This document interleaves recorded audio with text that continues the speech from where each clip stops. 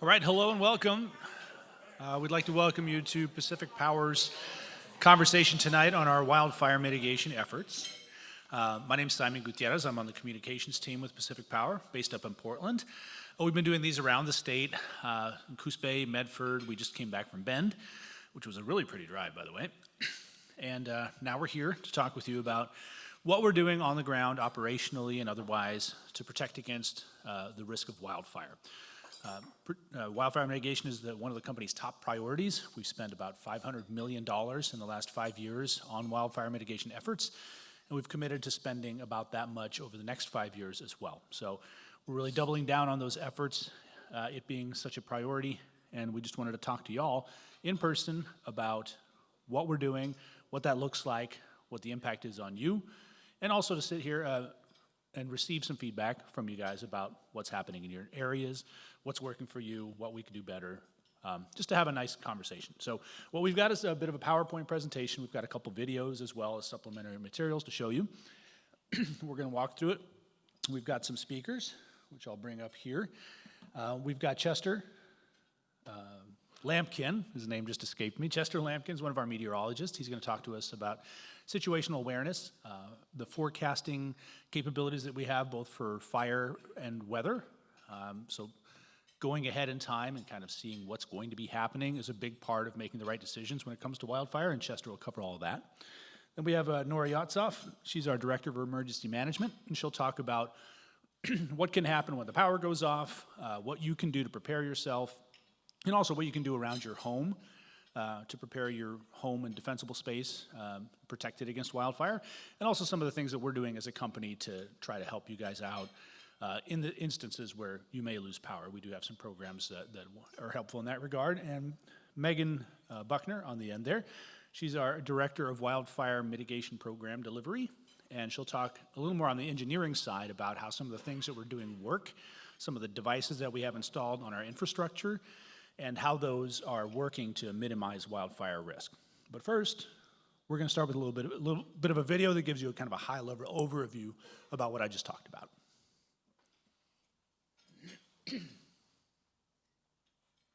We are living in a world where there is more extreme weather, and wildfire risk continues to escalate. Here at PacifiCorp, we are making the investments necessary to protect the public and to protect the infrastructure and to protect the people of this company as well. While the wildfire risk has been increasing here in the West, the investments that PacifiCorp has made has risen right along with it. To date, we've already spent over $500 million in wildfire mitigation, and the current forecast for deploying the system hardening that's involved in the wildfire mitigation plan reaches into the billions over the next 8-10 years. It becomes important to understand, well, where do we prioritize those investments? And so we want to make sure we're targeting that large investment where it's going to make the most impact, where it's going to reduce that fire risk the most. We have an expansive weather station network here at PacifiCorp. By the end of 2023, in Pacific Power, we had nearly 300 weather stations, and in Rocky Mountain Power, we had nearly 200 weather stations. They're there because we're collecting important meteorological data that we're going to feed into our local weather forecast models. Temperature, wind, moisture levels, wind gusts. These hundreds of weather stations give us better data so that we can make better decisions on how to mitigate fire risk and how to protect the system from extreme weather events. So by establishing an internal meteorology team, they're able to run these risk models with our own weather station network to help identify that risk no matter where and no matter when across our entire service territory throughout the year. We have amazing, really cutting-edge technology. We have a computer model that covers more than 1 million square miles. It forecasts weather for every single point across that entire region. We have access to 2 types of modeling. We have the short-term modeling and the long-term modeling. With both that long-term and short-term view, we're able to identify where the fire risk is, and by identifying that, we can then decide what mitigations to deploy. We've taken 30 years of historical data, and we use that to identify areas of potential risk so that we can mitigate as much as we can ahead of potential wildfires in the future. By looking back at that data, we understand that when the conditions are at their driest and when the wind is at its windiest, that top 5%, when those two things come together, that's where 98% of the catastrophic fires have occurred. When those conditions are present, we want to, for safety reasons, de-energize the lines and let those conditions pass. And so we deploy that when we know that the conditions are escalating, but they're nowhere near that top 5%. And so we give ourselves a little bit of a safety buffer, say a 15% dryness, 15% windiness, to make sure that we're making a good balanced decision between the risk and the outages that are created through the mitigation steps of de-energizing. I'm optimistic because I know that we are doing the work necessary to keep the public safe and to protect the infrastructure of the utility. As that risk has increased, our response has increased as well to match it and do everything possible to reduce that risk of fire in the areas we serve.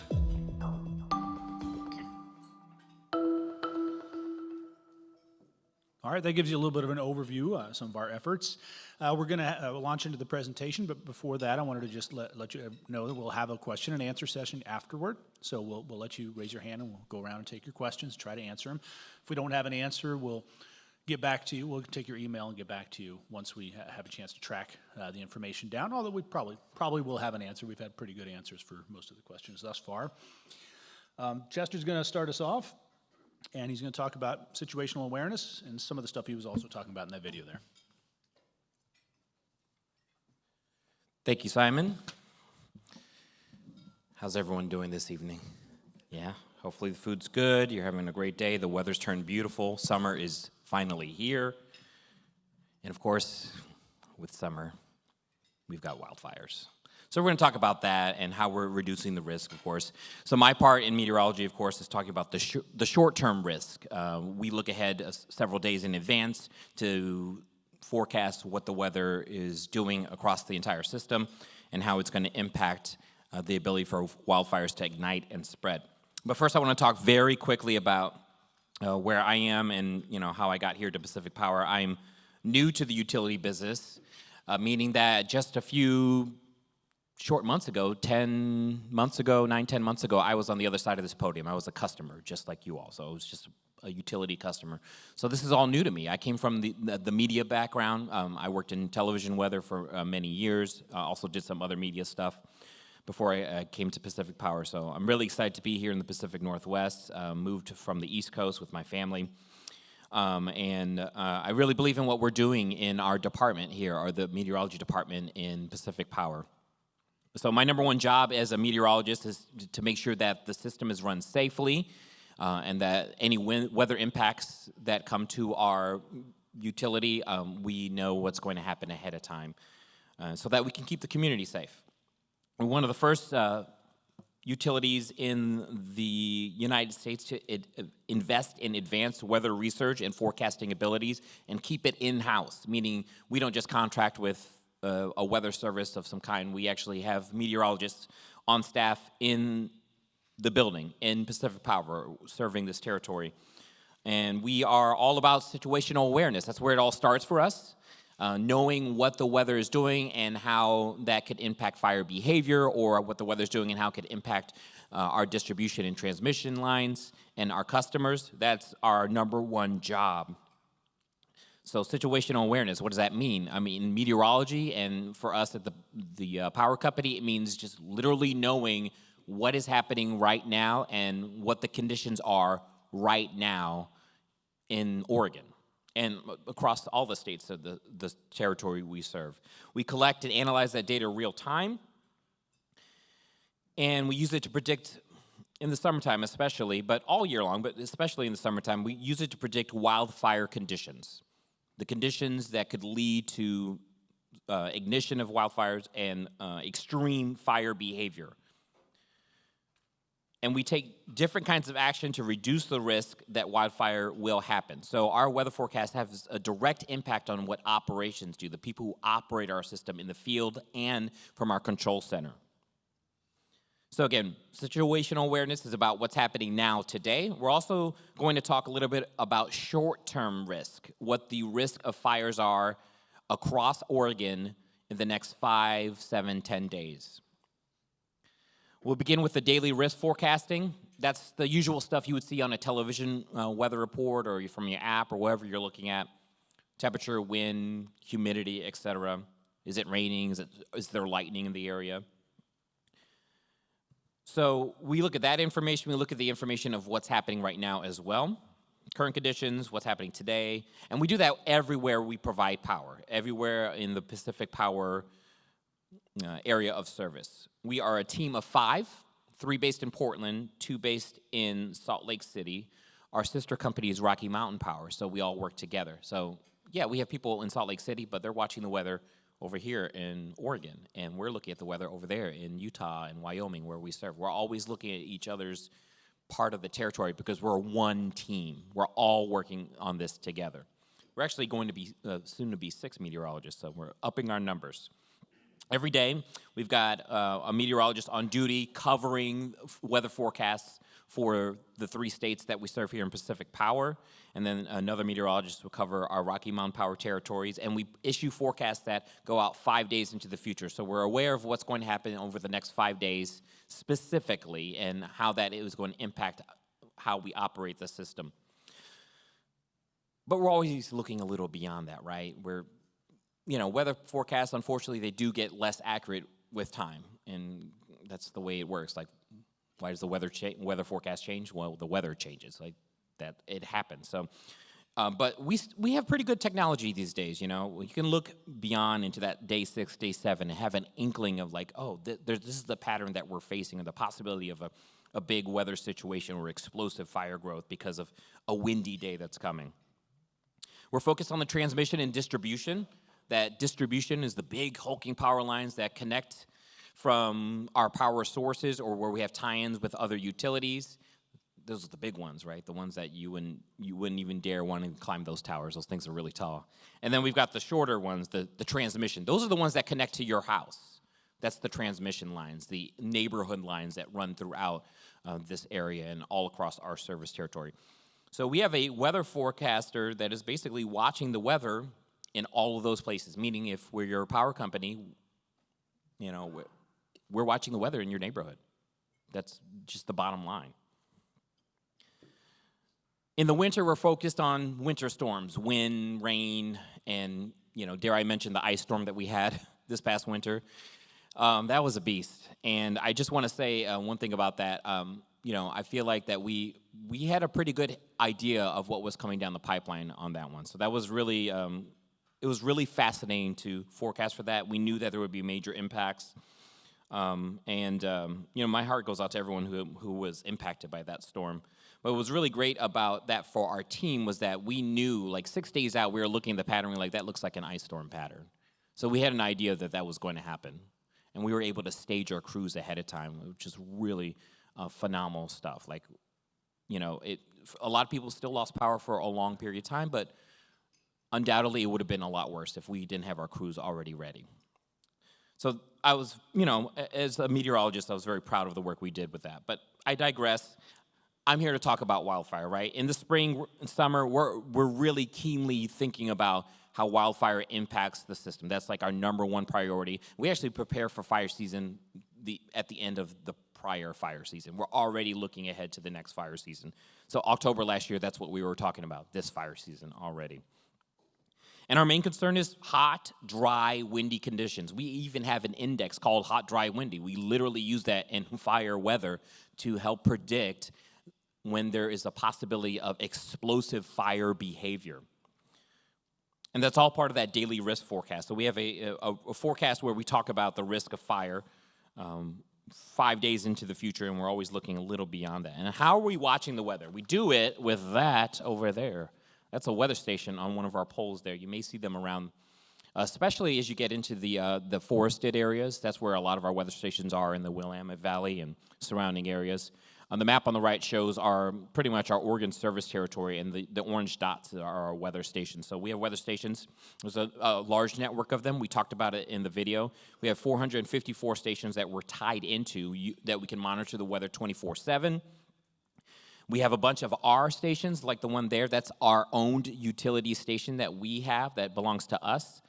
And we also tie into data from other utilities, from the Forest Service, different what they call RAWS data, National Weather Service data, FAA weather stations, any credible weather station data that we can use, we tie it into our system. ODOT, we use a lot of their weather stations as well to help predict weather forecasts across the entire system. So everybody's tied to a weather station. Everybody's distribution circuit, their house, is tied into a weather station that we use to help forecast that risk of fire and whatever other weather risk that we are concerned about.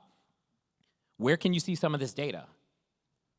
At that website, pacificpowerweather.com, on the left there. And on the right, this is a map of some of the weather stations in the nearby area. There's not a ton of our weather stations right in town, and that's because there is already a lot of weather data available nearby. There are airports, there are a lot more airports here than, let's say, if you go up into the Cascades. Most of those airports have weather stations. ODOT has a lot of weather stations along the freeways and US Highway 20 and some of the more major routes. So we use that data to help us produce weather forecasts. Our weather stations, though, the ones that we have, they feed data back to us every 10 minutes. Some other station networks have, every 15, 20, 30 minutes, sometimes an hour. And you get what you get from your TV weather report. Temperature, humidity, what the winds are, what the wind gusts are. But we also look at moisture levels. That's very important. We look at the moisture level of live and dead vegetation because it has a major impact on fire behavior. For example, right now we're well into green up. So this is the time of year where, yes, you could get fire because, there's always somebody out there, unfortunately, shenanigans, as we like to call it in the meteorology department. There's always somebody. There's always something. There's always a threat of lightning. There are ways to start fires. But this time of year, fire behavior is always pretty minimal because everything's pretty green. And so that stops things from spreading. So we're still in a good position this time of year. But there's also the threat of spread due to dead vegetation. And that's incredibly important because dead vegetation, dead fuels, that is prime for fire spread. And you're thinking, well, why do we care about the moisture of dead vegetation? Your grass dies. When it dies, it's done, right? That blade of grass does not come back. If it's in the field or wherever it is, it's laying there, it becomes fuel for fire. In addition to that, think about our forests, right? Our forests aren't just trees. They've got lots of stuff on the ground, duff, litter, other types of vegetation. That stuff becomes fuel for fires as well. So we need to know the moisture level of that as well. This time of year, we had a good winter. We had a lot of snow in the mountains. We had a lot of rain here in the Willamette Valley, generally above average for most of Oregon.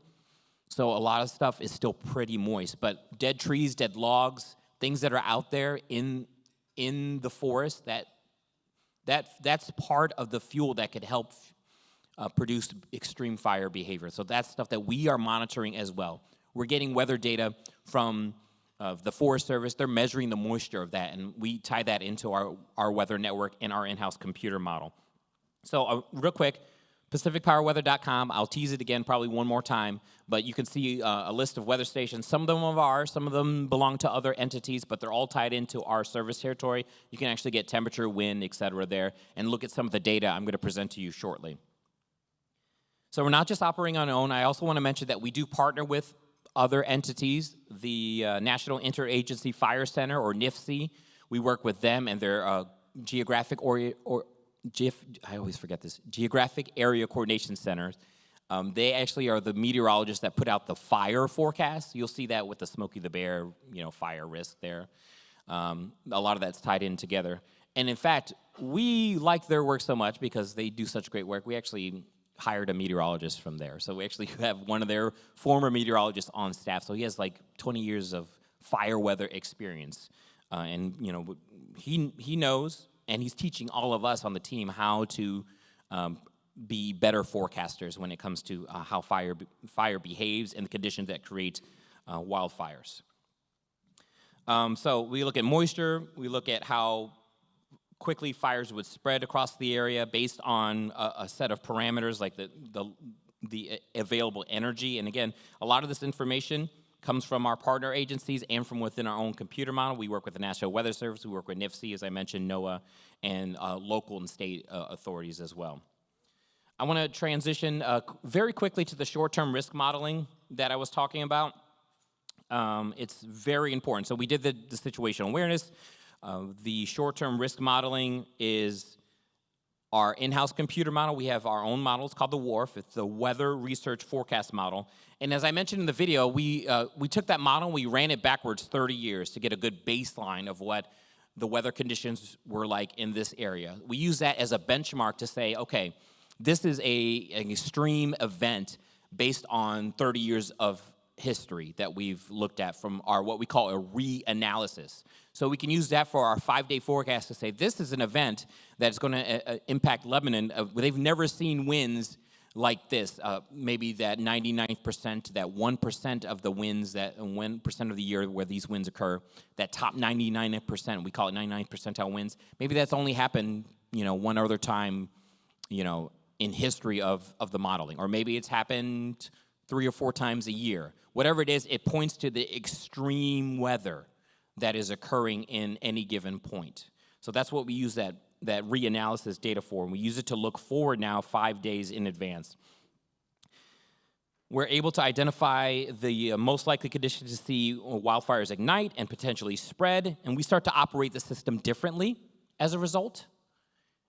And there are some measures that we can take that are outside of the meteorology that we will talk a little bit more about. We'll hear from Megan Buckner and from Nora Yatsov here in a few minutes, and they'll talk more about some of the other measures that we're taking that help us protect the system in the long term, and some of the last resort things that we'll do as a result of extreme fire behavior.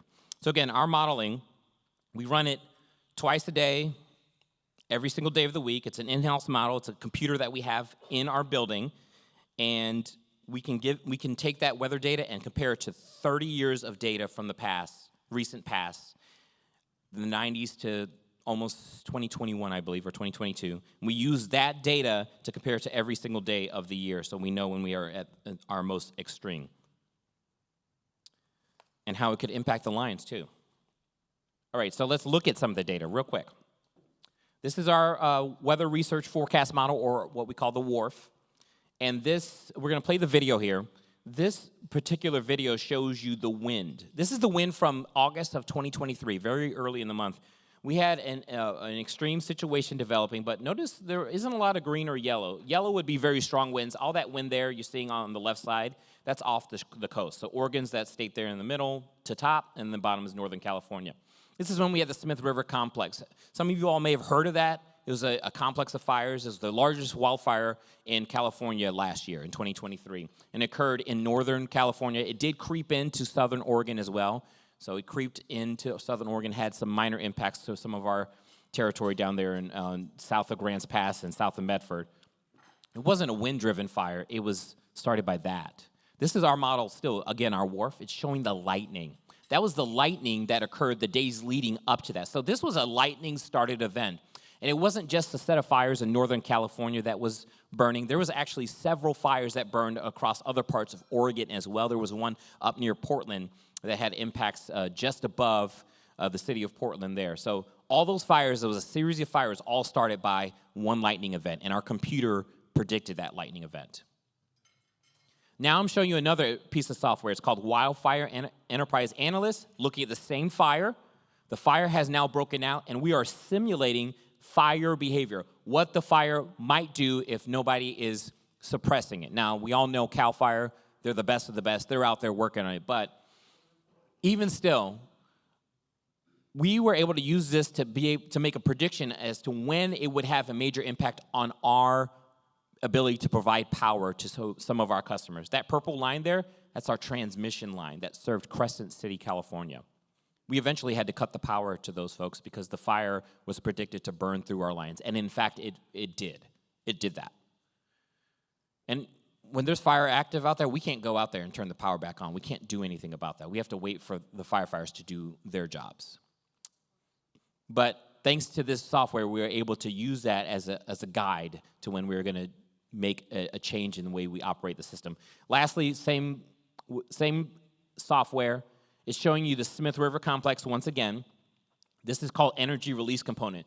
You don't need to know the specifics behind it. Just know that this is just one of many things we'll look at. That orange area, more energy available for fires to ignite. So you're more likely to get ignitions.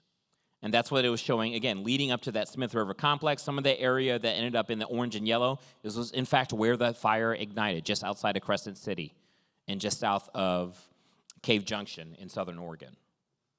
And then there's one more thing I'm going to show you. It's in this video as well, and then I'll turn it over to Megan, and we're going to talk a little bit more about how we protect the system in the long term. But again, there's specificpowerweather.com. I told you I was going to tease it again. So again, you can check out the website there. You can see different weather stations all across the state of Oregon. This area here, I believe, there is a section for the Willamette Valley, so you can just go specifically to that, and you can see weather stations. You can also plot them on the map. So if you click on a weather station and click on map, if that weather station is not the one that's closest to you, maybe you can click on map and find a different weather station. It's pretty straightforward website, and again, if you click on a weather station, you can also look at not just what the weather is doing right now, the observations, but it also plots some of our weather data for you. If you want to kind of nerd out a little bit on what we look at, we use this website every single day. You could see plots of temperature, wind, relative humidity for every station that we've tied into our system. And hopefully, we'll continue to add more stations to this particular website. We are definitely adding more stations to our power network, and we'll be doing so over the next couple of years. Several hundred are being sited already in the next couple of years. So I've talked a lot, so I'll stop there. Please feel free to ask questions at the end. And now let's talk about how we're hardening the system, how we're making the system more resilient to wildfire. Megan's going to tell you all about that. Thanks, Chester. Okay, well, first let me say it is so great to be here in Lebanon. It's a beautiful sunny day, and on top of that, I've had the wonderful opportunity to experience your Columbia Park, your public library, and your community has just been so great and gracious to my 3-year-olds. And it just shows what a great community this is. I'm very happy to be here. So once again, my name is Megan Buckner. I am the Director of Wildfire Mitigation Program Delivery at Pacific Power. And I know that title sounds long and it might sound a little complicated, but what I'm going to be speaking to you today is really quite simple. It's the programs or the tools in the toolbox that Pacific Power has available to it to mitigate wildfire risk. Generally speaking, the tools in the toolbox can be categorized into 2 different categories, right, for the utility. And today I'll be speaking to the utility programs. However, wildfire is a community problem, and so I encourage everyone in the audience to please reach out to your emergency managers, reach out to your fire department, learn more about what other organizations are doing in your community to combat this risk of wildfire as well. Now, speaking about the utility programs, there's generally 2 kind of categories that I'll be talking about today. The first is going to be your grid hardening, your system hardening, your system resiliency type of programs. But essentially what it boils down to is making the hardware more resistant to your contact by object type of faults, your wire-to-wire, these types of issues. The second grouping that I'll be speaking to a little bit more are the programs categorized as field operational practices, it's system operation practices. It's how the company is working differently to mitigate wildfire risk. And before I get started and dive too deep into the programs, I do want to note that the programs are recognized in a recent Stanford study as some of the top-notch in the country. Okay, so Pacific Power is really leading the industry when it comes to the wildfire mitigation programs. Now, when I start talking about grid hardening and resiliency, that first category of tools in your toolbox, if you will, these can be a little bit expensive, right? And so they're targeted generally in something we call the fire high consequence areas, which are represented here in the purple. Okay, so I'll be talking to those a little bit, but there are, and you'll notice that there is no FHC or fire high consequence area in this Lebanon map. However, there are many programs that are system-wide, and so I'll be addressing those as well today. First, talking a little bit about system hardening. Generally speaking, this looks like our line rebuild program, and it can look like line rebuild with covered conductor or line rebuild to underground. Covered conductor is a replacement of our bare conductor with a covered, more insulated conductor. And if you guys are curious what it looks like, there's an example over here. I encourage everyone to take a look at this display after the presentation and kind of feel it. It is replacing bare conductor with this sort of covered material. In the progress of replacing covered conductor, there's also additional equipment that can be installed along with it, such as aerial spacers that keep your wires apart, so to prevent the wire-to-wire contact, right? There's also opportunity to replace wooden poles with more fire-resistant poles. Covered conductor can be quite heavy, requiring engineering redesign. So if we were replacing the poles, we look at replacing them with fiberglass or steel. An alternative to covered conductor can be undergrounding. It is applied on a project-by-project basis because it is a little more expensive, a little more complicated to do, and there are a little more environmental and other type of factors that are evaluated. And these are the system hardening programs that are targeted in the fire high consequence areas. The next program that I'm going to talk about is a replacement of reclosers and relays that is occurring system-wide, so everywhere, including this area and all of the service territory. It's replacing the older reclosers and relays with the newer, what I like to call the smart ones. They switch or they operate quicker, and they communicate. So if you've ever been sitting at home and you felt your lights flicker, and then flicker again, and then shut down, that was probably a recloser operating or testing the line. That's what this piece of equipment does. And we'll be speaking more to the settings and the types of operations that this piece of equipment can do in a video a little bit later on. This summarizes the grid hardening aspect. So what the system is doing, what the Pacific Power, the utility, is doing to make the system harder. The next type of programs I'm going to be speaking to is how Pacific Power is operating differently. So for example, there are enhanced vegetation management inspection practices within the fire high consequence areas, so extended clearances and things like that.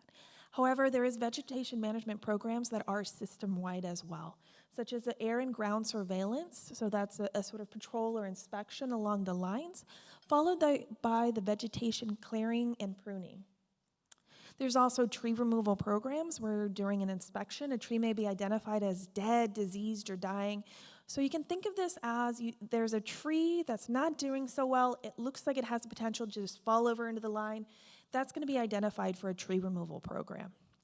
Now, not on this pictured here, but I do think it's worth mentioning, is also the pole clearing program in the fire high consequence areas.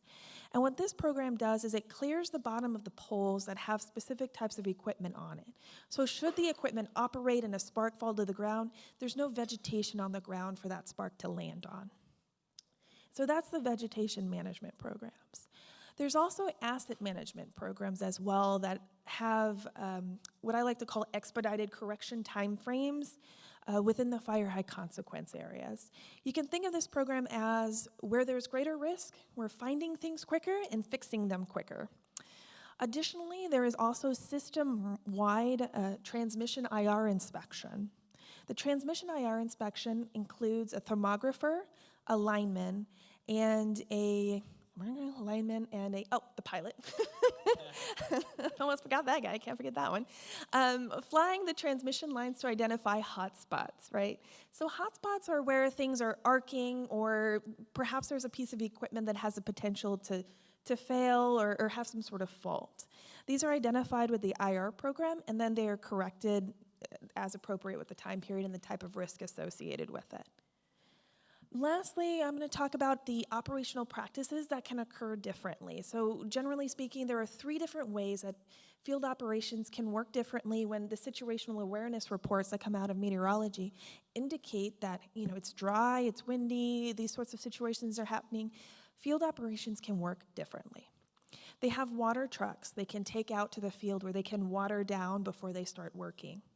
They also have the capability to not drive off-road. Vehicles can be a source of ignition, and so we don't want that vehicle driving off-road and being a source of ignition on dry fuel, so they'll stay on the road. Another field operation practice that can be different is just the deferral of work. If the risk is great, if they're looking at the meteorological reports and they're, wow, let's defer this work for another time when the wildfire risk is less. So that's the third alternative. So what I've just spoken to now is the sort of field operation practices that are different. There are also programs that allow us to operate the system differently as well. And this video has a great explanation of it. Generally speaking, the system operations is sort of a tiered approach based off of the risk. Safety is a top priority, and so if you have a lower type of risk, it's a little bit of wind, we have one type of protocol. If there's a lot of wind, there's an appropriate protocol for that. And if, there's a wildfire approaching the line, there's another protocol for that. And this video explains it quite well, so I'm going to go ahead and play it now. At Pacific Power, we're committed to providing the safe, reliable service you count on every day. During conditions such as gusting winds and hot, dry weather, and in areas near trees and other types of vegetation that could ignite, we may need to take certain steps to reduce the potential risk and impact of wildfires. While these safety measures may interrupt your service, they are essential to preventing catastrophic wildfire events. Let's look at 3 of the ways we help protect communities during times of heightened wildfire risk.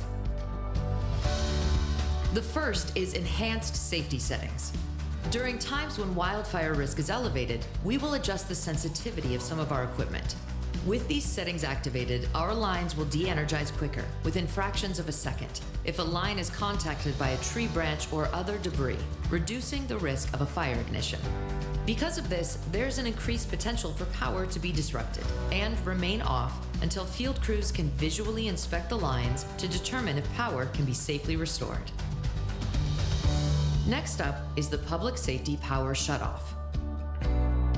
Hotter, drier, and windier weather conditions can create heightened wildfire risk, and we may implement a public safety power shutoff, or PSPS, temporarily shutting off power to specific targeted areas.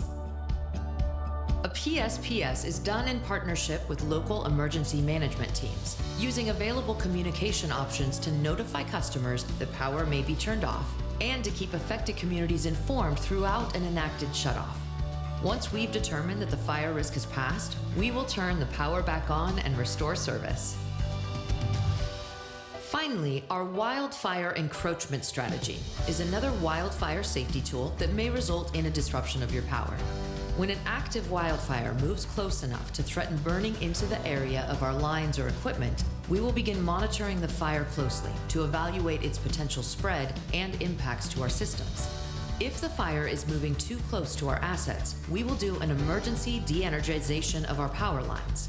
This process helps us make the most effective decisions to avoid additional fire risk and protect first responders. Here at Pacific Power, we're dedicated to keeping our customers safe while delivering the power that our communities count on each and every day. And during times of extreme weather events, when wildfire risk is at its highest, our wildfire safety strategies will help protect our customers and the communities that we serve. To learn more, visit us at pacificpower.net/wildfire. So, wildfire safety is a top priority at Pacific Power, and these programs are available system-wide, so they can be enacted anywhere to keep the community safe. I did also want to mention that, in the video where they were talking about the EPS or the enhanced protection settings on the reclosers and relays, a little limb fell on a line, and the lineman, drove up and took it off, right? Sometimes it can actually be a whole tree. And so I just would ask that all of you please be patient. There's probably a lineman at the end of that power outage trying to cut down a tree and clear the debris and make it safe before turning the power back on. So some outages can be a little bit longer than what you might be expecting.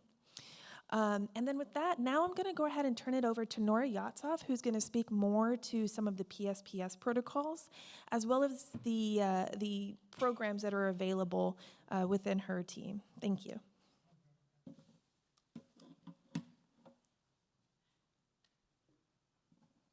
Thank you, Megan. Can you hear me okay? In the back? Okay, thank you. Thanks for having us here today and taking the time to come out on such a beautiful day. I'm sure you probably want to be outside, but hopefully the information we provided so far and the information that I'll provide here and the time we'll allow for Q&A afterwards will be worthwhile your time. I want to thank you for caring about wildfire safety and being interested in hearing about what we're talking about today. So I'm going to talk about first public safety power shutoffs. You may have heard about them.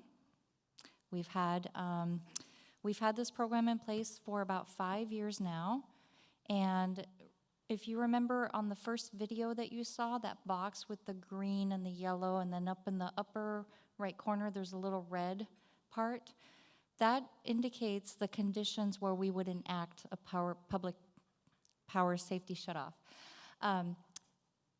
Under those conditions, these are the three things that we're looking for.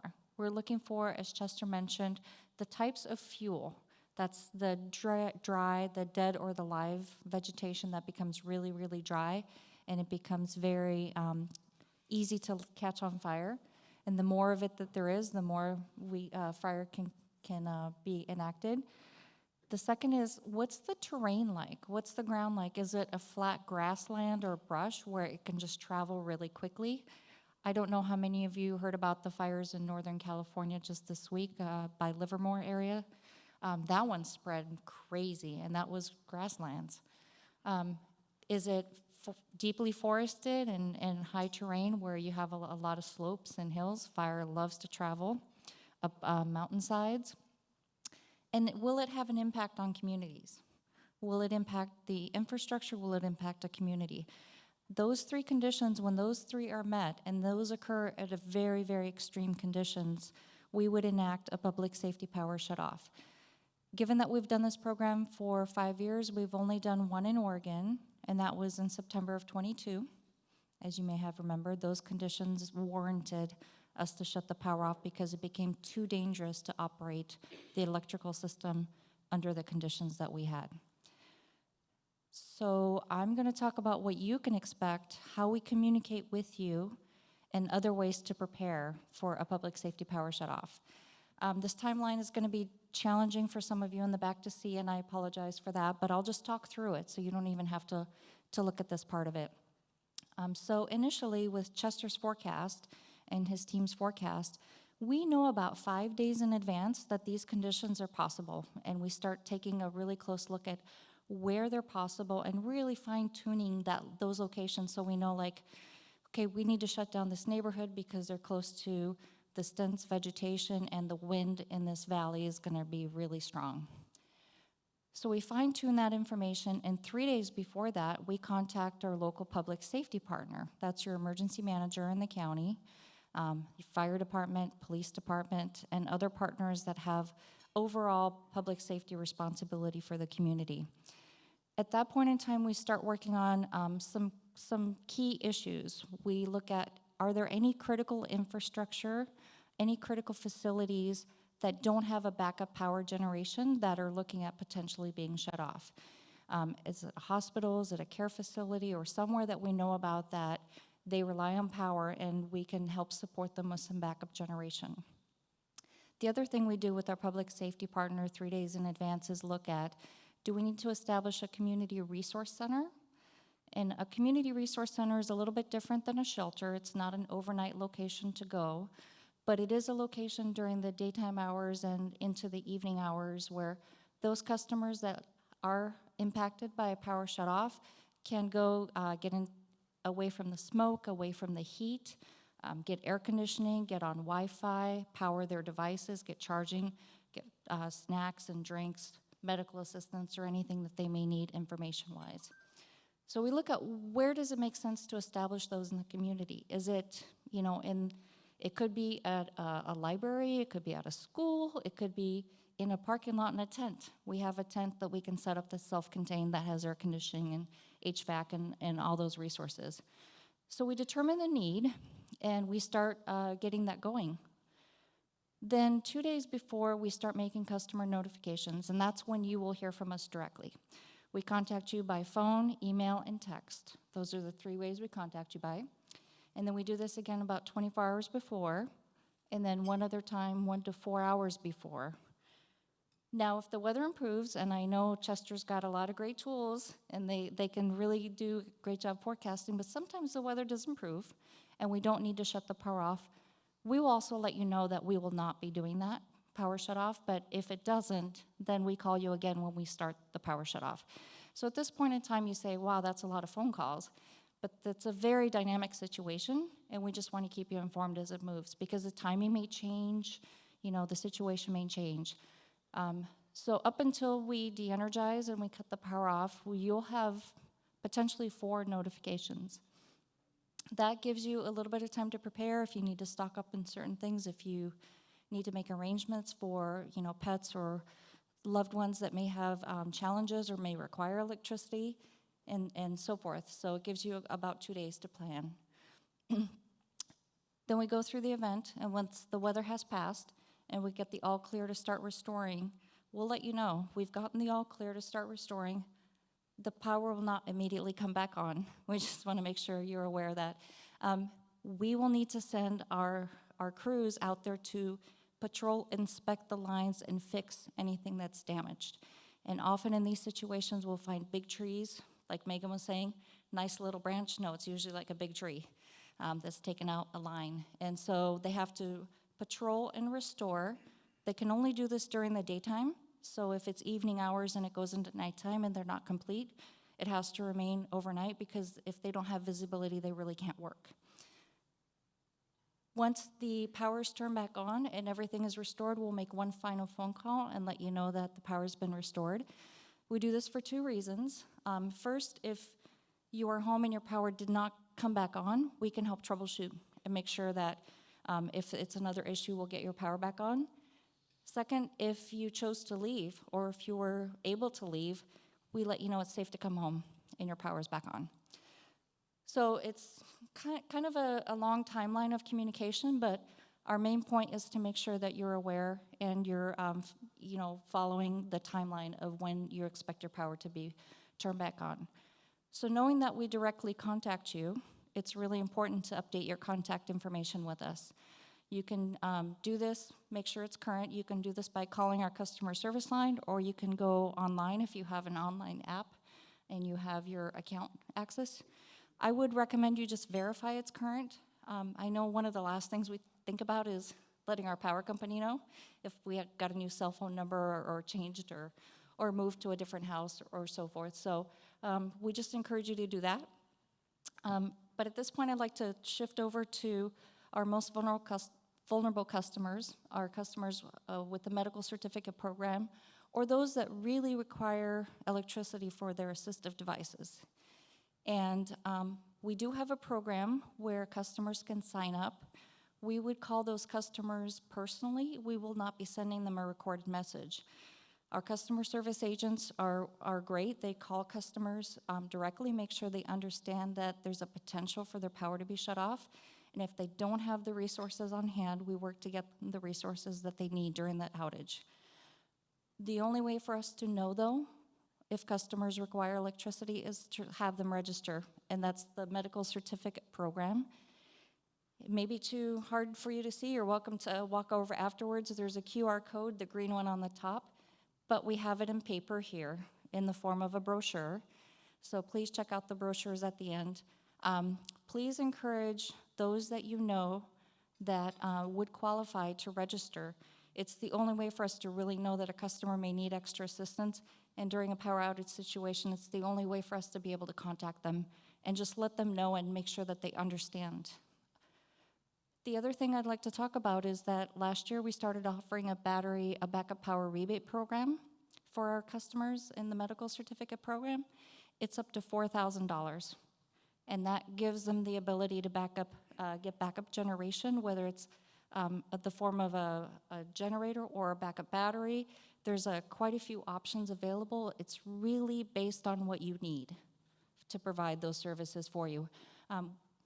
QR code there and also flyers there, so feel free to pick one up. It's not just for customers, though. It's also for those that work and provide services for seniors and people with disabilities. So if you're a care facility, or if you know somebody that runs a care facility, or maybe you have a family member in a facility that gets these types of services, they also qualify for the rebate program. So I'm highly encouraging you to spread the word. We send out mailers in June and July as well with the bills as inserts, but Usually word of mouth works really well in communities like this, so I wanted to share that with you today. So I'm going to have a little quiz here in the next few slides. I'd like to know how many of you here, by raising your hand, have an emergency plan. Awesome. Awesome. Okay, that's actually quite a few more than typical. This is fantastic. So I'd like to encourage those of you that have a plan to just review it again, review it on a regular basis. We used to do one of those things where we would update our plans every time we changed our batteries, right, and our alarms, and that would be when you had the time change. We don't have batteries like that anymore, probably, so I encourage you once in a while to review your plan, make sure it's current. For those of you that don't have an emergency plan, it's free. All you have to do is take a look at a template online, or you could just do it without a template. And basically consider things like, if you can't get home or you have to evacuate, where are you going to meet with your loved ones? Do you have a location where you can all go to and you don't have communication? You lose your phone? It could be a day like today and you lose your phone. Do you remember all of those phone numbers in your phone? No. It's great to have them written down somewhere, and just in case. Things like insurance information, medication, prescription copies. I mean, you never know when you may not have that available at your fingertips. We live in a time where everything is electronic these days, and we don't have paper copies anymore. This is the one time where we're encouraging you to make paper copies. Now, how many of you have a kit, an emergency kit, whether it's at home, whether it's a go kit? Okay, all right. This one's a little more cumbersome, right? Because it takes time, it takes, putting something together, buying things, and, it's a little bit more challenging to do, but you can do it step by step. You don't have to do it all at once. I mean, you're welcome to buy one of those pre-made kits, but it may not have everything you need anyways. So customize it to what you need. Make sure you have shelf-stable food. We are, Cascade subduction zone territory, 2 to 3 weeks of food, a supply of water for everybody that you can drink, food that you want to eat and can eat, not, MREs, right? And food that may be dietary restrictions. Make sure you have that on hand. Medications. If you have pets or kids, do you have comfort items for your kids? Kids get really scared when disasters happen, and make sure you have something that, they're comfortable, that they know that they love, that they can have on hand. And then anybody in your family that may have assistive devices or may need help with walking or feeding or care, make sure you account for them too, because at that time they're the most vulnerable and they need the most. And then finally, for those of you that have land or space, do you practice defensible space? Raise a hand. Who has? Awesome. Okay, that's great. Thank you. Defensible spaces is a great concept. It came out, quite a few years ago, but basically it's 3 zones from the closest to your home and then spreading further out. And it really talks about how to maintain vegetation, how to prune it, what kind of trees, how far apart they should be. Because really, when you have a wildfire that's close, defensible space can help you save your home, depending on how well you do this. So it's another really important tool in your toolkit. Finally, I want to talk about things on trees, like this big tree, or trees on lines, like this big tree, or other things, like you've seen clothing or shoes or other things right on lines. Please report those. Power may be on perfectly in this home, right, or in this line, but all it takes is a little bit more wind, a little bit more storm, if it's wintertime, some snow and some ice or some additional water, and that will create an outage, and that will create something that, the crews will have to go out and report. Anytime you see anything obstructing the power lines, I encourage you to report that, so that way that can be taken care of proactively, and that becomes less of a risk. We also have booklets on small tree, small space, what kind of trees to plant next to power lines. If you're doing some landscaping, we have Right Tree, Right Place brochures as well, which is really how to utilize vegetation for increasing energy efficiency, like increasing shade. for hot days or creating wind barriers and things like that. There's brochures available for you there as well. So with that, I'm going to wrap it up, and we'll turn it over to Q&A. Just a couple final things. Please make sure your contact information is updated, because that is the only way we can communicate with you. Again, either a customer service or your online account is a great way to do that. It only takes a few minutes. Please make sure if you have any vulnerable family or friends or neighbors that you encourage them to sign up for the medical certificate program so that we know that they're there. And if something goes out with the power, we're able to contact them and help them. And then also, if you know anybody that qualifies for the rebate program, it's a great deal and it's a great way to build resiliency. So please encourage them to do that. Feel free to take extra flyers and spread them around. And with that, I'll wrap it up and hand it back to Simon. Thank you.